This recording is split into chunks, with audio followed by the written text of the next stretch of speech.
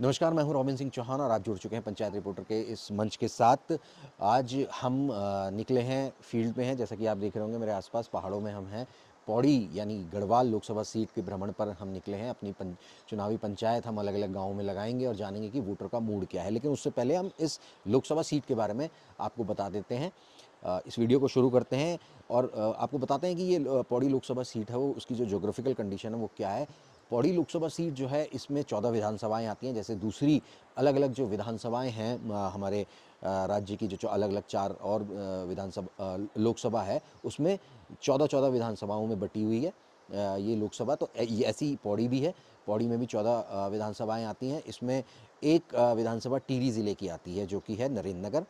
एक विधानसभा जो है वो नैनीताल ज़िले की आती है, कुमाऊं डिवीज़न की रामनगर, नैनीताल ज़िले की रामनगर विधानसभा भी इस लोकसभा में जुड़ती है। और मैं बता दूं कि बहुत बड़ा ये क्षेत्र है। ये देहरादून के ऋषिकेश के जो गंगा पार का इलाका है, वहाँ से ये विधानसभा शुरू हो जाती है, गंगा पार के उस इलाके से, और ये ख़त्म होती है कुमाऊं डिवीज़न में। जैसे रामनगर जो मैंने आपको बताया, वहाँ पर ख़त्म होती है। कुमाऊं से जो लगा हुआ लगे हुए कई इलाके इस लोकसभा में आते हैं। तो ये इस तरीके की भौगोलिक संरचना इसकी है। अब हम आपको बता देते हैं कि जो इसका जो इतिहास रहा है वो क्या रहा है। इसमें राज्य बनने के बाद 2004 में जब पहला लोकसभा चुनाव यहाँ पर होता है, तो उसमें बीसी खंडूड़ी, जो कि बीजेपी के कैंडिडेट थे, वो यहाँ से चुनाव जीतते हैं। वो आर्मी बैकग्राउंड से आते हैं और केंद्रीय मंत्री थे वो उस समय अटल बिहारी वाजपेयी की सरकार में।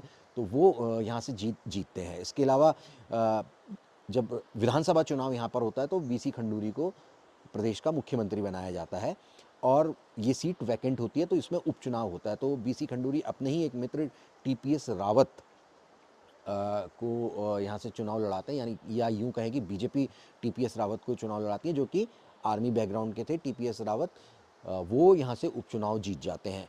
ठीक उसके बाद फिर से यहाँ पे जब लोकसभा चुनाव होता है, वो होता है 2009 में।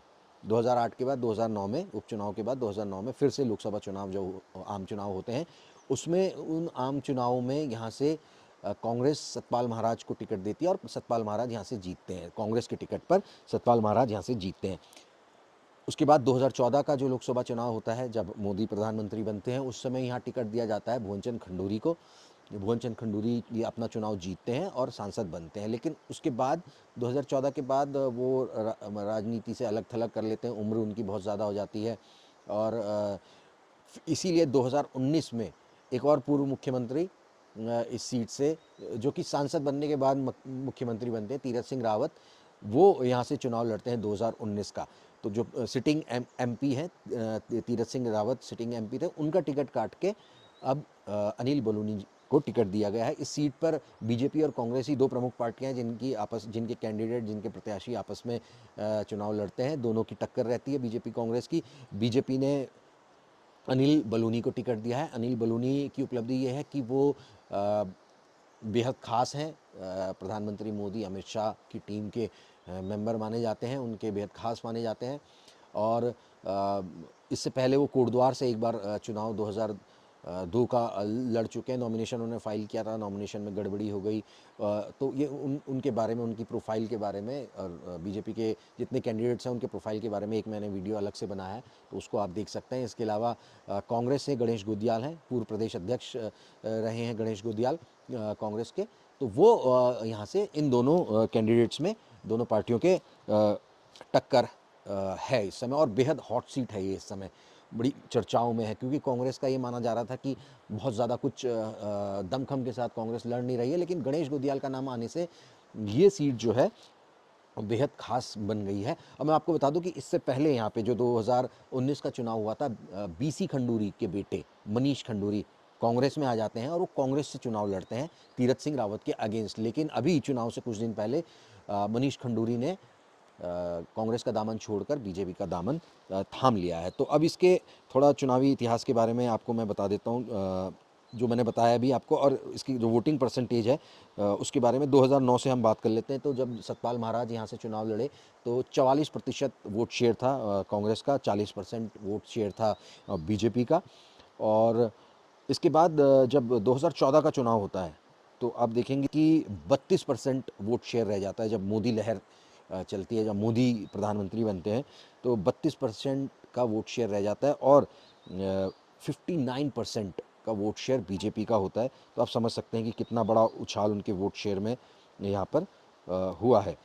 तो 44 था जो कि 2009 में, वो सीधे 52 पे पहुंच जाता है। इसके बाद 2019 के चुनाव की बात करें, जब तीरथ सिंह रावत यहाँ से चुनाव लड़ते हैं तो ये वोट शेयर और बढ़ जाता है, 68% का वोट शेयर हो जाता है यहाँ पे, और कांग्रेस का वोट शेयर रह जाता है 27%। तो ये वोट शेयर की कहानी थी। तो इससे आप समझ सकते हैं कि किस किस तरीके से बीजेपी का वोट शेयर जो है लगातार इस सीट पे बढ़ते जा रहा है। और अब यहाँ के जो वोटर है वो किस तरीके का वोटर है, ये लोकसभा में जो वोटर्स हैं उनका प्रोफाइल क्या है, उसके बारे में मैं आपको थोड़ी सी जानकारी देता हूँ। मोस्ट इम्पॉर्टेंट जो वोटर यहाँ पर है वो पूर्व सैनिक है। आपने देखा होगा टीपीएस रावत और बीसी खंडूरी जो थे, सैनिक आर्मी बैकग्राउंड से थे, सेना में अफसर थे, रिटायर होने के बाद उन्होंने चुनाव लड़ा और चुनाव जीते वो। तो यहाँ जो वोटर है वो पूर्व सैनिक है, या रुझान जो है सैन्य परंपरा कहें, हर परिवार से किसी ना किसी कोई ना कोई व्यक्ति फौज में है, आर्मी में है। तो पूर्व सैनिक जो वोटर हैं यहाँ, उसका प्रोफाइल ये है कि वो पूर्व सैनिक बहुत ज़्यादा हैं यहाँ पर, सैनिक बहुत ज़्यादा हैं। पोस्टल बैलेट यहाँ पे अच्छी खासी संख्या पोस्टल बैलेट्स की है, तो उससे आपको अंदाज़ा आ जाएगा कि ये जो सीट है उसमें पूर्व सैनिकों की संख्या बहुत ज़्यादा है। और इसीलिए रिटायर्ड जो आर्मी से रिटायर्ड जो सेना के जवान हैं वो एक खास वोटर यहाँ पर है, और बेहद महत्वपूर्ण इस सीट पर वो हो जाता है। ज़्यादातर ये जो लोकसभा है इसके जो वोटर है वो गांव में रहता है। तो जो विलेज या कहें उसे रूरल जो पॉपुलेशन है वो बहुत ज़्यादा है, अर्बन की बजाय। ज़्यादातर इलाका एक ग्रामीण परिवेश वाली लोकसभा है, ज़्यादातर लोग गांव में रहते हैं। खेती बहुत ज़्यादा यहाँ इशू नहीं है, छोटे छोटे खेत हैं, बहुत ज़्यादा ऐसा कोई खेती में कुछ बहुत ज़्यादा वो है नहीं। लेकिन हाँ, चार धाम यात्रा यहाँ पे होती है। चार धामों में से दो धाम बद्रीनाथ और केदारनाथ धाम इसी लोकसभा में है, वो बहुत इम्पॉर्टेंट माना जाता है।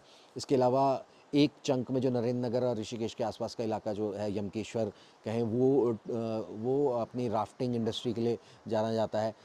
जोंक एक गांव है जो ऋषिकेश के दूसरी तरफ है, तो वहाँ पे योगा इंटरनेशनली वो बड़ा मार्क्ड है, क्योंकि इंटरनेशनल कैपिटल जो yoga capital of the world कहा जाता है ऋषिकेश को। तो वो जो योगा होता है वो ज़्यादातर जो पौड़ी का जो क्षेत्र है वहाँ पर होता है, तो वो इंटरनेशनली बहुत मार्क्ड है। रामनगर जैसे जुड़ा हुआ है, तो जिम कॉर्बेट नेशनल पार्क यहाँ पर है। तो बड़ी महत्वपूर्ण ये लोकसभा हो जाती है। और इस लोकसभा में मैंने जैसे बताया कि रूरल पॉपुलेशन बहुत ज़्यादा है, गांव के लोग हैं, गांव के मुद्दे मसले जो हैं वो बहुत इम्पोर्टेंट रखते हैं। जैसे मैंने बताया कि जो फौजी वोटर्स हैं, पूर्व सैनिक वोटर हैं, वो बहुत ज़्यादा हैं यहाँ पे। तो जो आर्मी से रिलेटेड जो इश्यूज़ होंगे वो बहुत मायने रखते हैं। लेकिन कुछ इस तरीके के यहाँ पे वोटर का मिजाज है। हालांकि वो हमने देखा कि बीजेपी को मतलब पिछले 2-3 चुनावों में किस तरीके से वोटिंग परसेंटेज लगातार बीजेपी का यहाँ पर बढ़ा है। लेकिन इस बार क्या होगा वो एक अलग तस्वीर होगी कि किस तरीके की चीज़ें होंगी यहाँ पर। अब बात कर लेते हैं कि जो जातीय समीकरण है वो किस तरीके का जातीय समीकरण है। बहुत अलग अलग तरीके की जातियाँ यहाँ पे है नहीं इस लोकसभा सीट में। ज़्यादातर ठाकुर ज़्यादातर सवर्ण हिंदू सवर्ण वोटर्स यहाँ पे की संख्या बहुत ज़्यादा है। हिंदू मुस्लिम्स मुस्लिम्स जो परसेंटेज है, वोटर्स का परसेंटेज बहुत सीमित है। तो पहला पहला जो हिंदू सवर्ण जो वोटर हैं उनमें सबसे ज़्यादा जो पॉपुलेशन है वो ठाकुर या राजपूत जो वोटर्स हैं उनकी पॉपुलेशन बहुत ज़्यादा, 55 से 60% वोटर्स यहाँ पर हैं, आधे से भी ज़्यादा। तो लेकिन आप देखेंगे कि दोनों जो पार्टी हैं, बीजेपी कांग्रेस, दोनों पॉलिटिकल पार्टीज़ ने ब्राह्मण कैंडिडेट्स को यहाँ पर चुनाव में उतारा है। दूसरा जो नंबर पे जो आते हैं वो ब्राह्मण हैं, लगभग 20%, 22% के आसपास जो हैं वोटर्स हैं ब्राह्मण। और उसके बाद एससी जो वोटर हैं, एससी वोटर यहाँ पे लगभग जो है वो 20% के 15 से 20% के आसपास यहाँ पर एससी वोटर्स हैं। तो इसके अलावा जो मुस्लिम वोटर्स हैं वो 0.1% समथिंग 2-3% कुछ है। तो जो बाकी जो बचता है 4-5% का आंकड़ा, 4-5% जो है वो यहाँ पे अलग अलग कम्युनिटीज़ हैं जिसमें मुस्लिम्स भी हैं, उसमें बनिया, कायस्थ, जो अलग अलग जो जातियाँ हैं वो जातियाँ हैं। लेकिन मूलतः ये मैं आपको बता दूं कि ये पहाड़ी लोकसभा है, पहाड़ का हिस्सा बहुत सारा, लगभग ज़्यादातर हिस्सा जो है वो पहाड़ का है। कुछ जो जो जैसे कोटद्वार अगर हम छोड़ दें, कोटद्वार छोड़ दें या रामनगर छोड़ दें, वो मैदानी हिस्सा है उसमें। लेकिन जो भौगोलिक परिस्थिति है इसकी पूरी पहाड़ की है, तो पहाड़ी लोकसभा इसको हम कह सकते हैं। तो ये स्थिति इस लोकसभा सीट की बनती है। अब आपको मैं बता दूं कि जो वोटिंग पैटर्न है वो बहुत अलग नहीं है। राष्ट्रीय राजनीति जो चलती है, वोटर उसके हिसाब से वोट करता है। लहर में अगर किसी की लहर चल रही है तो लहर में ये चलता है। और जैसा मैंने बताया कि जो देशभक्ति, राष्ट्रभक्ति, क्योंकि पूर्व सैनिक यहाँ पर हैं, तो वो वाले इश्यूज़ यहाँ पर बहुत ज़्यादा कैच करता है वोटर। और पलायन एक बहुत बड़ा मसला है यहाँ पर। पलायन जो मसला है वो, क्योंकि पहाड़ जो पौड़ी ज़िला जो है, वो पौड़ी ज़िले की अगर मैं बात करूँ तो बहुत ज़्यादा पलायन उत्तराखंड में इस ज़िले से हुआ है, इस सीट। जबकि सबसे ज़्यादा मुख्यमंत्री इसी ज़िले से आए हैं। बीजेपी कांग्रेस के अगर आप देखेंगे तो सबसे ज़्यादा मुख्यमंत्री इसी ज़िले ने दिए हैं। लेकिन उसके बावजूद भी यहाँ पे पलायन हुआ है। पलायन एक बड़ा मसला रहता है। खेती किसानी, क्योंकि बंदर जो हैं यहाँ पे खेती जो है वो बर्बाद कर रहे हैं यहाँ के, तो वो एक बड़ा इशू इस सीट का हमेशा रहता है। तो लेकिन राष्ट्रीय राजनीति में जो मुद्दे हैं उसमें भी यहाँ का वोटर बहता है। तो जो इश्यूज़ इस समय यहाँ पर चल रहे हैं, वोटर क्या कहता है, वोटर का रुझान क्या है, वो हमारे अब आगे आगे वीडियोस में आप देखेंगे। आप इसलिए पंचायत रिपोर्टर का जो यूट्यूब चैनल है उसको सब्सक्राइब करें, उसे लाइक ज़रूर करें, ताकि आपको जो है वोटर्स क्या कह रहे हैं, टिहरी का वोटर्स क्या सोच रहा है वो हम डाल चुके हैं। टिहरी संसदीय सीट का, पौड़ी लोकसभा सीट का वोटर क्या कह रहा है, आज से हम ये यात्रा पे शुरू कर रहे हैं।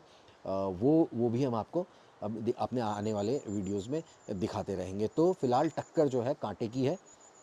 जैसे कि हम माना जा रहा था कि बीजेपी क्लीन स्वीप कर देगी, लेकिन अब ऐसा लगता नहीं है। गणेश गोदियाल के आने के बाद ये फाइट टफ हो गई है।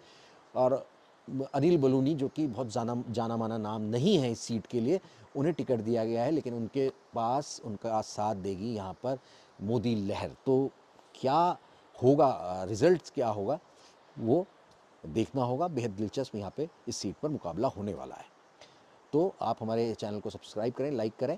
इस वीडियो में इतना ही, और हमारे दूसरे वीडियोस भी आप ज़रूर देखें। नमस्कार।